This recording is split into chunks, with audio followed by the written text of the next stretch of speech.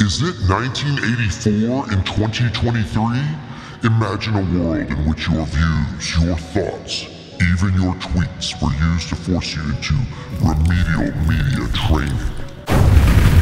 I mean, how durable is our freedom of speech? Well, Dr. Jordan Peterson recently found out just a few weeks ago that it actually isn't as strong as you might think, at least in Canada. Let's break down the silencing of Jordan Peterson and tell you whether this can happen to you here in America. First, I have to explain who Jordan Peterson is. Don't worry, I don't expect you to know who he is. He's Canadian. Poor thing.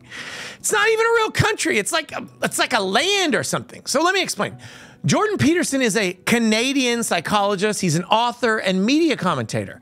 He has written many books. He has a successful YouTube channel and is a very big critic of a certain Prime Minister of Canada, Justin Trudeau. Named in the investigation against Peterson were tweets that he made critiquing Prime Minister Trudeau and calling him a puppet, along with other members of the Canadian government, but also many tweets in which Peterson denounces COVID regulations, the existence of Nazis and white supremacists in this mythical land of Canada, and more. These controversial viewpoints are what have helped gain Peterson quite a following, both positive and negative. Beyond the political, Peterson has an anthropology that is out of step with Hollywood and the cultural elites here in the US.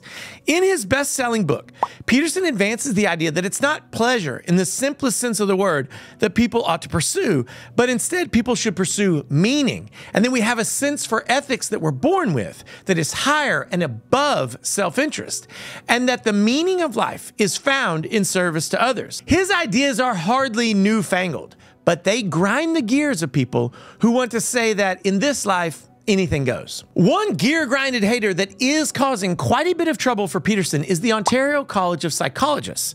After receiving anonymous reports about Peterson, the college ordered Dr. Peterson to take remedial media training to ameliorate his professionalism. I think they mean lack of professionalism, but I don't know. I don't speak Canadian. According to Peterson, he was non-criminally convicted of saying things about Prime Minister Trudeau, seen here looking more handsome than smart and troublingly patriotic. And Peterson was also accused of being at least rude in discussions of other people on social media. I have read the college's sentencing order, and I don't see anything in there about Trudeau. What's at issue is Peterson's decided lack of embracing the environmental movement and the new ideas about gender and sexuality. Let's get specific. Here are the things that Peterson is in trouble for, and steady yourself, because if you've bought into a certain view of things in the past decade, what he says may be a little shocking. Various comments that Dr. Peterson made on a January 25th, 2022 appearance on the podcast, The Joe Rogan Experience, featuring Joe Rogan.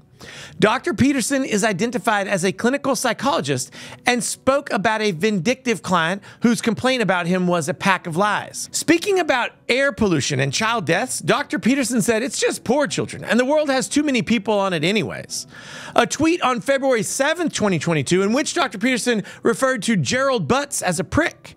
A tweet on February 19th, 2022, in which Dr. Peterson commented that Catherine McKinney, an Ottawa city councillor who uses they-them pronouns, was an appalling, self-righteous, moralizing thing. In response to a tweet about actor Elliot Page being proud to introduce a trans character on a TV show, Dr. Peterson tweeted on June 22nd, 2022, "Remember when pride was a sin? And Ellen Page just had her breast removed by a criminal physician." A further complaint about Dr. Peterson's January 2nd, 2022 tweet, in which Dr. Peterson responded to an individual who expressed concern about overpopulation by stating, "You're free to leave at any point." The further complaint provided a link to a 2018 GQ interview in which Dr. Peterson made a similar comment about suicide. Dr. Peterson's tweet, posted in May of 2022, in which he commented on a Sports Illustrated swimsuit edition cover with a plus-size model tweeting, "Sorry, not beautiful, and no amount of authoritarian tolerance is going to change that." In view of those statements, the College of Psychologists issued a decision which read, in part, "The panel is concerned that making public statements that may be inconsistent with the professional standards, policies, and ethics currently adopted by the college poses moderate risks of harm to the public. These potential harms include undermining public trust in the profession of psychology and trust in the college's ability to regulate the profession in the public interest. Public statements of this nature may also raise questions about Dr. Peterson's ability to appropriately carry out his responsibilities as a registered psychologist. While Dr. Peterson may not currently have an active clinical practice, he continues to be registered and authorized to do so. Furthermore, public statements that are demeaning, degrading, and unprofessional may cause harm both to the people they are directed at and to the impacted and other communities more broadly. To be clear, Peterson was not talking about any of his patients by name, nor was he talking to a patient, aka not providing counseling or therapeutic services. Or was he? Because one of the things that the college and Peterson actually agree on is that he is not currently practicing psychology. He doesn't have patients. Indeed, through books and online media, he has become a thought leader, if that's a real word, and therein lies the problem. The thoughts that he tries to lead people to en masse are not the thoughts that are shared by the College of Psychologists. And the college has taken the position that Peterson is not allowed to speak his mind on certain hot-button social and political topics, or at least that he should speak his thoughts in a more respectful manner. Speaking of thoughts, your first thought has to be to shout, but what about the First Amendment? But then your next thought has to be, oh wait, this is in some fictional country named Canada and not in the US. They don't even have a First Amendment. And you would be right. But they do have something called fundamental freedoms as guaranteed by the Canadian Charter of Rights and Freedoms. And this charter provides Canadian citizens with the freedom of conscience and religion, thought, belief, opinion, and expression, including freedom of the press and other means of communication, peaceful assembly and association. Does that sound familiar? It should.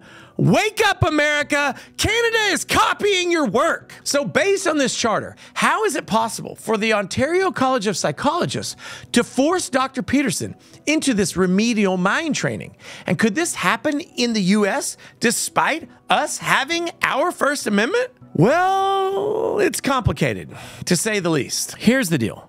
The college is definitely a governmental body, and they are definitely wanting to punish thought and speech and expression. The punishment is retraining.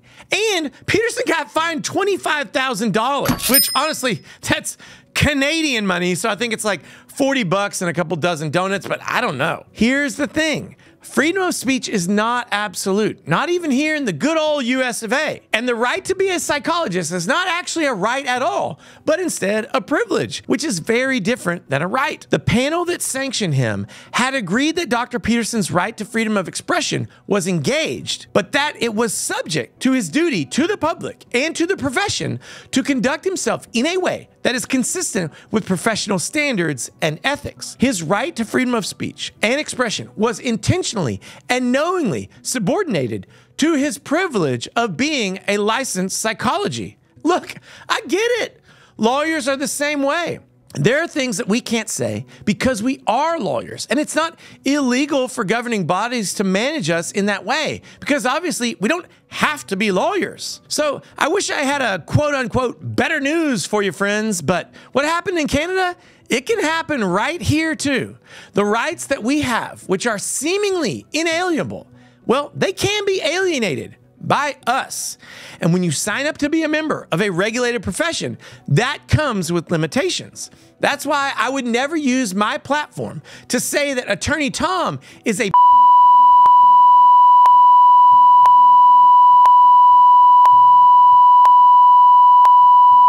I wouldn't do that. It's unprofessional. I could get disbarred for what I just said. Hey, you guys will bleep that. Like they will not hear. They will not hear what I said about Tommy. Okay, we're clear. Okay, when I read the legal decision, I was encouraged. The analysis, how can I say this politely and not sounding like I hate Canada? The analysis seems American. Here's a quote. It is well established that actions of members of a profession in their private lives may, in some cases, be relevant to and have an impact on their professional lives, including where the conduct is not consistent with the core values of a profession and/or where there is a need for a regulated profession to maintain confidence of the public in the profession and not be seen to condone certain types of conduct by its members. Hey, that's just how we would say it here south of the border. And that's the case of the psychologist whose Twitter fingers almost ended his career. Because as it seems, the First Amendment, or Charter of Rights and Freedoms, because they didn't know that we called it the First Amendment, they aren't as unassailable as we all seem to believe. What do you think of the remedy that the college imposed on Dr. Peterson? Do you believe that they should have been allowed to require media training, retraining, mind control for Dr. Peterson's personal statements? Drop your pro se opinion on this fiasco down below in the comments.